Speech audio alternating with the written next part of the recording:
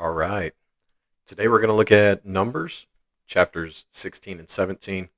This really is one and the same story. It carries on over both chapters. Most people know that the chapters and verses were added much, much later. There really is no separation in this story. So we're going to look at both of these chapters as one chunk, and we'll start right in with the text, starting with Korah's rebellion at the beginning of chapter 16. Now Korah, the son of Ishar, son of Kohath, son of Levi, and Dathan and Abiram, the sons of Eliab, and On, the son of Peleth, sons of Reuben, took men, and they rose up before Moses with a number of the people of Israel, 250 chiefs of the congregation, chosen from the assembly, well-known men. They assembled themselves together against Moses and against Aaron, and said to them, "You have gone too far, for all in the congregation are holy, every one of them, and the Lord is among them. Why then do you exalt yourselves above the assembly of the Lord?" Well, did they? Uh, Korah and the people that he has gathered in his rebellion are accusing Moses and Aaron of exalting themselves above the assembly of the Lord.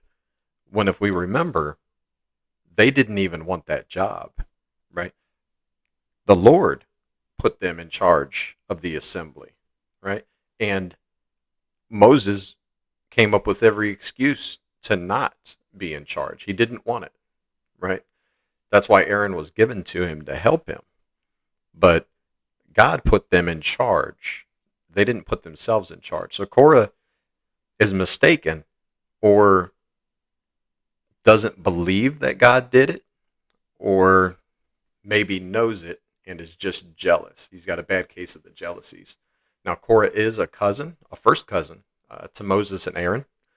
Um, maybe, maybe even that might have part to do with why he would want to uh, come against Moses and Aaron that way. What might breed some of that jealousy might be that, hey, we're family and you're pretending to be more important, uh, when in fact that's not what's happening, right?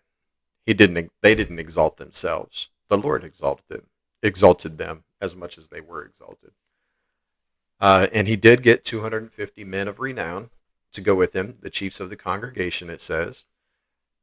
And also notice in verse 1 that we have some of the Reubenites, some of the offspring of the clan of Reuben, that are also mixed in with this. We continue with verse 4. When Moses heard it, he fell on his face, right? So every time there's a rebellion, shortly thereafter, there is the glory of the Lord appears, or something to that effect, because all of these rebellions are met swiftly with a judgment. So Moses knows what's coming when he hears these people start rebelling again. And as soon as they start, he doesn't argue back with them. He doesn't plead his case. He doesn't say, he doesn't do any of the stuff that we might do. He fell on his face. He started praying immediately when he heard that, because he knows what's coming, right? So sometimes people might accuse us of things, like Moses was accused of exalting himself. They might accuse us of things that we're not guilty of, or bring up stuff that we are guilty of, right? And our reaction might be to snap back at them. We might get in our feelings, right, through the flesh, and we might say something we shouldn't. We might behave in a way that doesn't represent the Lord, right? We can learn from Moses. When it happened to him, the proper reaction, he fell on his face and prayed. Our proper reaction when something like that happens, even though we might not get that feel good, in the flesh in the moment by striking back, but the proper reaction, take that to the Lord, right? Moving on, verse 5, and he said to Korah and all his company, "In the morning the Lord will show who is his and who is holy, and will bring him near to him. The one whom he chooses he will bring near to him. Do this, take censers, Korah and all his company, put fire in them, and put incense on them before the Lord tomorrow, and the man whom the Lord chooses shall be the Holy One.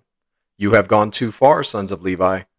And Moses said to Korah, Hear now, you sons of Levi, is it too small a thing for you that the God of Israel has separated you from the congregation of Israel to bring you near to himself, to do service in the tabernacle of the Lord, and to stand before the congregation and minister to them, and that he has brought you near to him, and all your brothers, the sons of Levi, with you? And would you seek the priesthood also? Therefore it is against the Lord that you and all your company have gathered together. What is Aaron that you grumble against him? Right, so first off, that last part, what is Aaron that you grumble against him? Right, Moses is saying Aaron is just a man. He's just a vessel that was put into an extremely holy position by being made high priest by God. Right? So why are they grumbling against Aaron when their real argument is against God, who put Aaron in that position? Well, they're not seeing God right now. They will soon. So maybe they just lash out at who they do see, which would be Aaron and of course Moses. But Moses is saying, we're just men that are chosen to do this. We all have our own part, as we covered before. The Levites each had their own part. We all have our own part. Moses had his part. Why argue or grumble about somebody else's role? So that's the first thing. We notice that Moses is telling them, bring your censers, put the incense in them. We're going to put fire in them before the Lord tomorrow, and we'll see who he accepts. Those censers, we might recognize them, we see those in or similar items in a couple different world religions today. But they would have looked something like that. They would have been able to swing them. The smoke would have come out. Some people have seen these used in services of different religions. But this is what they would have looked like. This is also what Aaron's oldest two sons, Nadab and Abihu, the two that were killed when we covered Leviticus chapter 10, this is what they did, right? They put the fire in this and took it before the Lord when they were not supposed to, and they were killed. They're doing this again. Moses is having the other people do this same thing and bring it before the Lord to see if he accepts them or if he's selected any of them. Because he says that the Lord will choose who's the Holy One, right? Well, we're going to find out how he chooses, but we're also going to find out how he chooses who are not the holy ones, who should not have this fire or should not bring this to the Lord, okay? So the people weren't satisfied serving at the tabernacle or around the tabernacle. Moses is saying, is it so small of a thing that God separated you so you can do service at the tabernacle, right? And minister to the congregation, and the Lord's brought you near to him, right? Is that such a small thing that you want the priesthood too, right? So we continue. Verse 12. And Moses sent to call Dathan and Abiram, the sons of Eliab, and they said, we will not come up. So these rebels are at the tent of meeting right now. And Moses sent from there to call for Dathan and Abiram, who are still out in the camp at their tents. And they're saying, we're not going to come up to where you're at. Right? Verse 13, is it a small thing that you've brought us up out of a land flowing with milk and honey to kill us in the wilderness, that you must make yourself a prince over us? Moreover, you have not brought us into a land flowing with milk and honey, or given us inheritance of fields and vineyards. Will you put out the eyes of these men? We will not come up. And Moses was very angry and said to the Lord, do not respect their offering.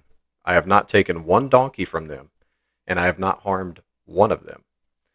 So one thing that we might note, that we may find some amount of humor in, is that their complaint is that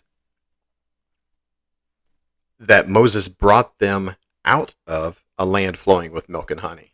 Well, no, that's where they're going to. And that's where they refuse to enter, right? And he says in verse 14, moreover, you have not brought us into a land flowing with milk and honey. Well, he tried to, right? They didn't want to go. They listened to the bad report. And that's why they're wandering around in the wilderness right now.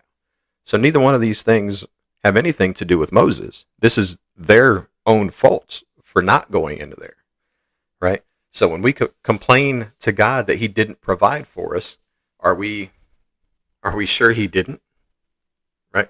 Are we testifying against ourselves? Maybe he did provide and we were wasteful with his blessings. So it is something to speak out like that. Another thing to note, Moses says, do not respect their offering, right? Again, they're about to put fire in the incense. Now, if the Lord accepts that, like he does when Aaron does it, then all is well. If he does not accept that offering and does not respect that offering, then we can assume this will end something like what happened with Aaron's older two sons in Leviticus. All right, verse 16. And Moses said to Korah, be present, you and all your company before the Lord, you and they and Aaron tomorrow. And let every one of you take his censer and put incense on it. And every one of you bring before the Lord his censer, 250 censers, you also and Aaron, each his censer. So every man took his censer and put fire in them and laid incense on them and stood at the entrance of the tent of meeting with Moses and Aaron. Then Korah assembled all the congregation against them at the entrance of the tent of meeting. And the glory of the Lord appeared to all the congregation. Right? Don't miss the part where it is these 250 rebels and Korah and Aaron. Now, Korah is a Levite, right? He does get to serve at the tabernacle. A lot of these people are not Levites. As we saw in verse 1, there's an amount of Reubenites there. So we have Korah, Aaron, and the 250. All had to bring their censers. Okay. Moving on. Verse 20, and the Lord spoke to Moses and Aaron, saying, separate yourselves from among this congregation, that I may consume them in a moment. So what happens when God is about to judge the Israelites? What happens over and over? Verse 22, and they fell on their faces, right? Moses and Aaron take it straight to prayer. Okay. They fell on their faces and said, O God, the God of the spirits of all flesh, shall one man sin, and will you be angry with all the congregation? And the Lord spoke to Moses, saying, say to the congregation, get away from the dwelling of Korah and Dathan and Abiram. Okay, so Moses did intercede on behalf of the people, but that intercession did not cover the people that stirred up the rebellion. Just like when he interceded when the spies gave the bad report. The people that believed the spies, Moses interceded for them, and though they do still have to serve their time wandering through the wilderness, they were not killed outright like the lying spies were. But as we see, Moses was able to intercede to a point, but also judgment has come, right? God has put up with these people, and look, bring it up to present day. He puts up with us so much more than is necessary. But at some point in time, there's consequences, right? There's always consequences for our action. So, verse 25, then Moses rose and went to Dathan and Abiram, and the elders of Israel followed him. You know who else followed him? The Lord. Because they were at the tent of meeting, and now they're going into the camp to Dathan and Abiram, right? The elders of Israel followed him, and he spoke to the congregation, saying, depart, please, from the tents of these wicked men, and touch nothing of theirs, lest you be swept away with all their sins. So they got away from the dwelling of Korah, Dathan, and Abiram. And Dathan and Abiram came out and stood at the door of their tents, together with their wives, their sons, and their little ones. And Moses said, Hereby you shall know that the Lord has sent me to do all these works, and that it has not been of my own accord. If these men die, as all men die, or if they are visited by the fate of all mankind, then the Lord has not sent me. But if the Lord creates something new, and the ground opens its mouth and swallows them up and all that belongs to them, and they go down alive into Sheol, then you shall know that these men have despised the Lord. Right? So their final act of rebellion by not coming to the tent when they were called did not benefit them at all, because Moses just went out to where they were. And now their families are involved. Okay. Verse 31, and as soon as he had finished speaking all these words, the ground under them split apart, and the earth opened its mouth and swallowed them up, with their households and all the people who belonged to Korah and all their goods. So they and all that belonged to them went down alive into Sheol, and the earth closed over them, and they perished from the midst of the assembly. And all Israel who were around fled at their cry, for they said, Lest the earth swallow us up. And fire came out from the Lord and consumed the 250 men offering the incense. So there's a lot in those couple verses there, right? Where the ground split apart, we're not really sure what that would have looked like. It was something new, like it says. We don't know if a canyon opened up and then resealed. We don't know if it was quicksand and then it solidified. We don't know. What we do know is that the ground opened up and swallowed them and then closed. Sheol, if we're not familiar with that, that is just the place of the dead. Specifically Old Testament, the place of the dead. We can get into it sometime. If anybody wants to talk about why that's Old Testament and not New Testament, we can definitely get into that, but that's a separate study. So we'll notice that after the ground opened, swallowed them up, and then closed, then we see in verse 35, fire came out from the Lord and consumed the 250 men offering the incense. So we got to picture it in our head, right? All of these rebels are at the tent of meeting. The glory of the Lord has appeared. It is there. He is there. Moses, not everybody showed up that Moses summoned. So he goes out to their camps, tells them what the Lord has decided. They're judged.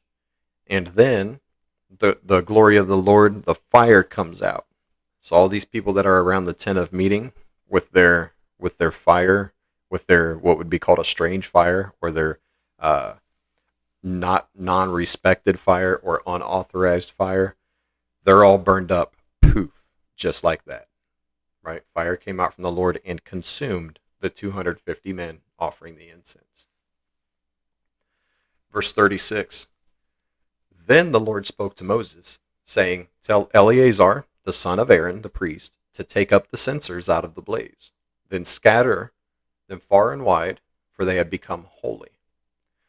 As for the censers of these men who have sinned at the cost of their lives, let them be made into hammered plates as a covering for the altar. For they offered them before the Lord, and they became holy. Thus they shall be a sign to the people of Israel. So Eleazar the priest took the bronze censers, which those who were burned had offered, and they were hammered out as a covering for the altar, to be a reminder to the people of Israel, so that no outsider who is not from the descendants of Aaron should draw near to burn incense before the Lord, lest he become like Korah and his company. And the Lord said to him through Moses. So After the death in Leviticus of Aaron's older two sons, Eleazar was the oldest remaining son. He does have one more younger than him, at least. But Eleazar is the one that will inherit the priesthood. So the Lord has Eleazar go pick up all these censers that are now kind of out and around the tent, smoldering through ash and rubble. Right? Pick up those censers, hammer them as a covering for the altar because they're holy now. Even though the people that offered them were not, they were still offered to God. So they are holy. The censers themselves are, even though the people that offered them were not. Okay. Faith Life Study Bible has a nice note in it that I like. It says, the bronze censers in which the rebels put their incense will be turned into plating for the bronze altar of sacrifice. This was because the incense offering to Yahweh was intended to make censers holy. The men who offered these offerings were not holy or set apart for such a deed, and therefore paid with their lives. The hammered censers, therefore, remind the people that none, except for Aaron's descendants, may bring an offering before Yahweh. Right. Verse 40. I'm sorry, 41. But on the next day, right? On the next day, all the congregation of the people of Israel grumbled against Moses and against Aaron, saying, you have killed the people of the Lord. And when the congregation had assembled against Moses and against Aaron, they turned toward the tent of meeting. And behold, the cloud covered it, and the glory of the Lord appeared. So they're still not quite catching on to what's happening, right? They complain. Moses and Aaron intercede. Whoever the ringleaders were of the rebellion is judged, or judged harshly, more harshly than the others. And then they settle down for an amount of time, but then they rebel again. And it happens over and over and over. They rebel, glory of the Lord, squash the rebellion, period of time. They rebel, glory of the Lord, squash the rebellion, period of time.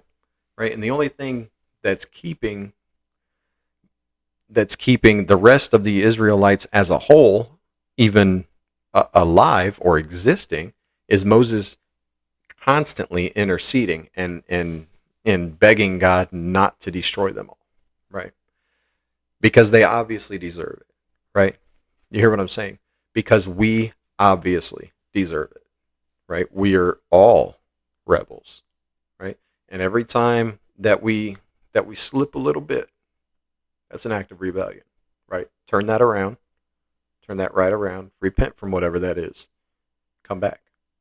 Okay. Verse 43, and Moses and Aaron came to the front of the tent of meeting, and the Lord spoke to Moses, saying, get away from the midst of this congregation, that I may consume them in a moment. What do Moses and Aaron always do? They fell on their faces. Verse 46, and Moses said to Aaron, take your censer. Now remember, Aaron is the one that's allowed to have the censer, right? Moses says to Aaron, take your censer and put fire on it from off the altar and lay incense on it and carry it quickly to the congregation and make atonement for them. For wrath has gone out from the Lord. The plague has begun, right? So, again, there's a judgment coming because, again, there's a rebellion. And again, there's an intercession. But wrath has already gone out from the Lord. Now, we don't know if it went out in any one direction.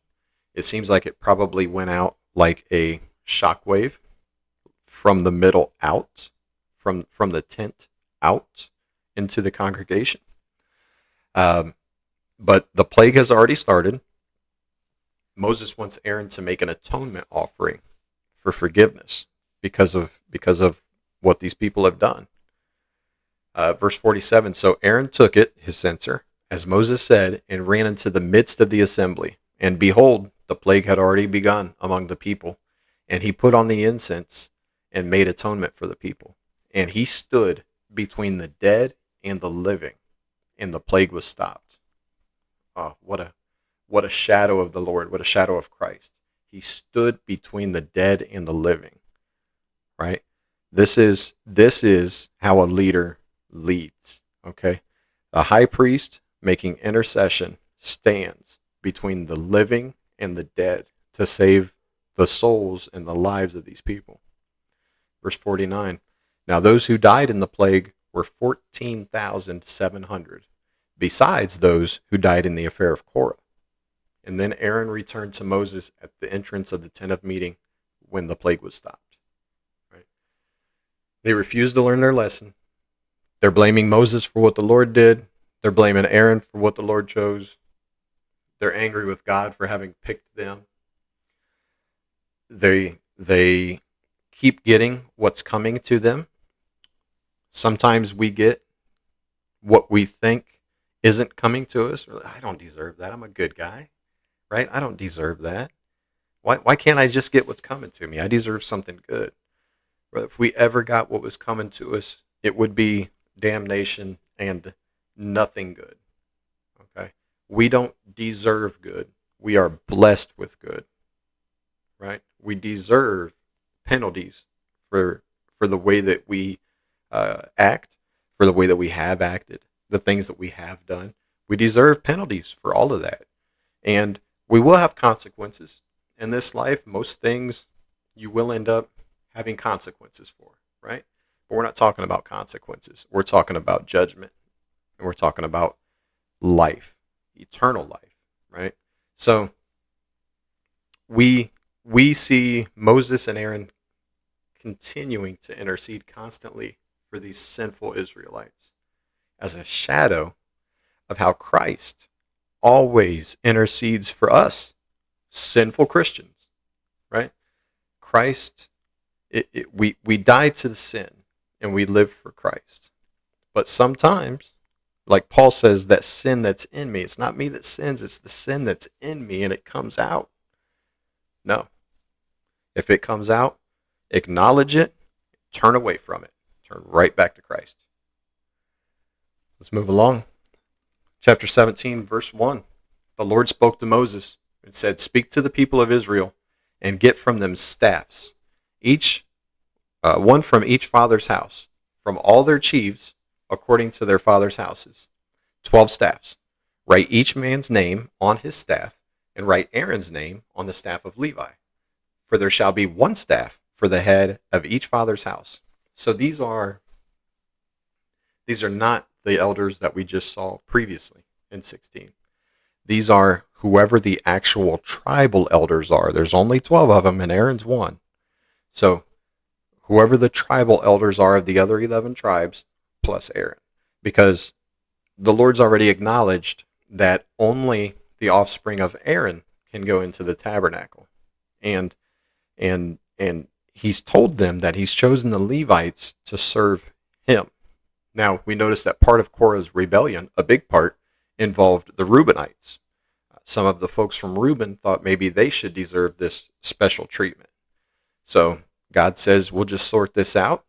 Every tribal elder, bring a staff, put your name on the staff. I will let you know which tribe I've chosen. Okay?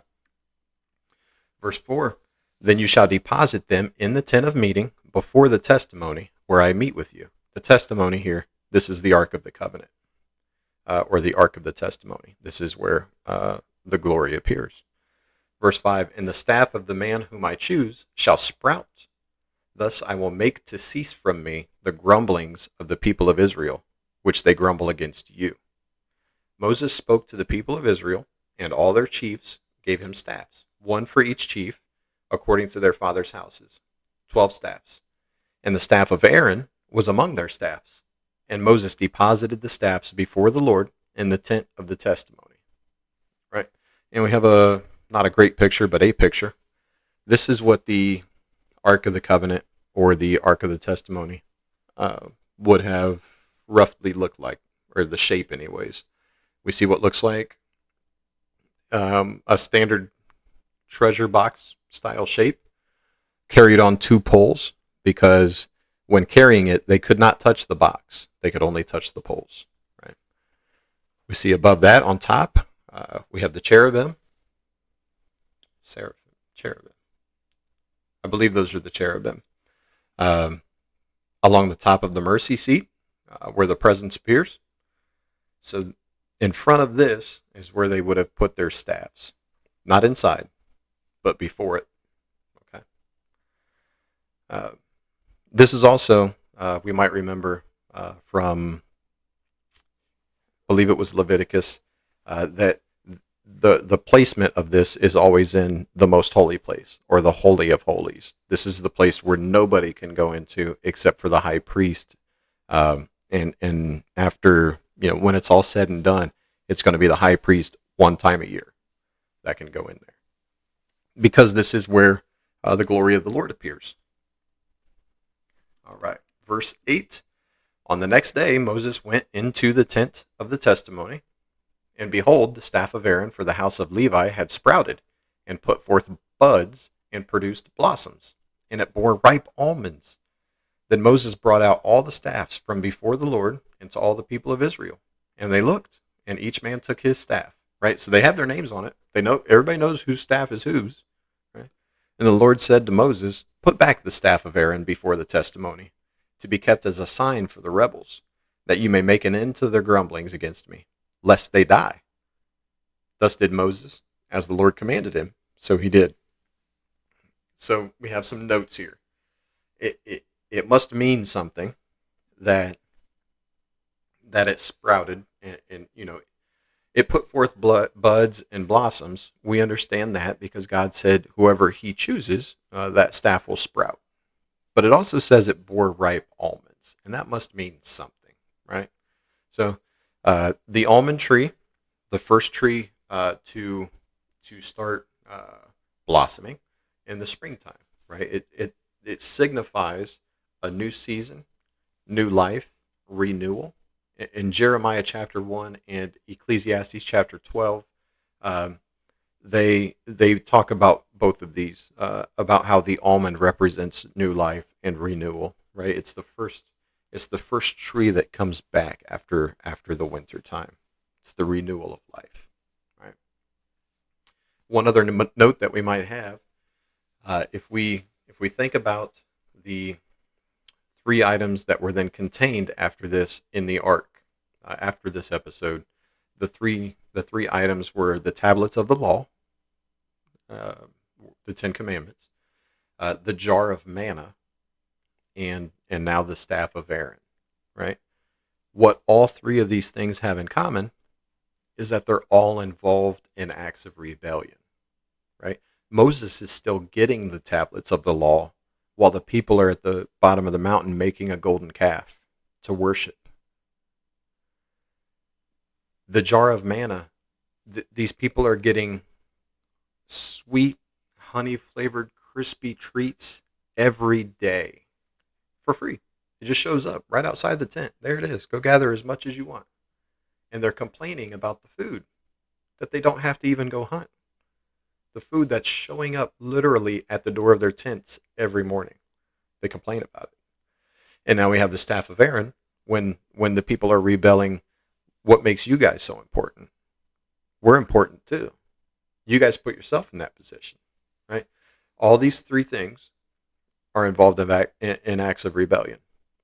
But if we remember the picture of the ark, what is above? If this stuff is inside the ark, right, that treasure chest shape, if this stuff is inside it, what's above it, right? Now we might think, well, the angels were above it, right? So what's below them, right? What is directly above all these sinful things? What covers it, right? It's the mercy seat. It's where the Lord's presence is.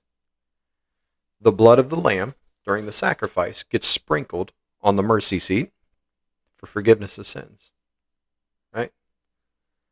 Now, how many things do we have that testify against us, that we put into our arks, right?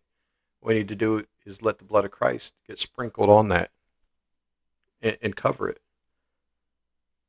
The blood of Christ has permanently been put on the mercy seat now. Remember, this stuff is a shadow of the heavenly stuff. So that real mercy seat that's in heaven, that already has blood of the Lamb sprinkled on it for forgiveness. All right? Praise God. Verse 12, and the people of Israel said to Moses, behold, we perish. We are all undone. We're undone, right? That means they have nowhere left to go. This is the end of all things. Verse 13, everyone who comes near to the tabernacle of the Lord shall die. Are we all to perish? Right? These people are distraught that they can't come just whenever they want into the presence of God. They can't just walk up in through the tabernacle and go right into the Holy of Holies at their own will, right? Now, again, glory to God that Jesus said his body, his flesh, that is the veil that separates the Holy of Holies from the rest, right? And after his flesh was torn, that veil was torn, and now we can't. But these people have no knowledge of that. For them, they can't. They're kept from the presence of God and for what they would believe is forever, right? And we're not. And we should recognize that privilege and that gift that we have.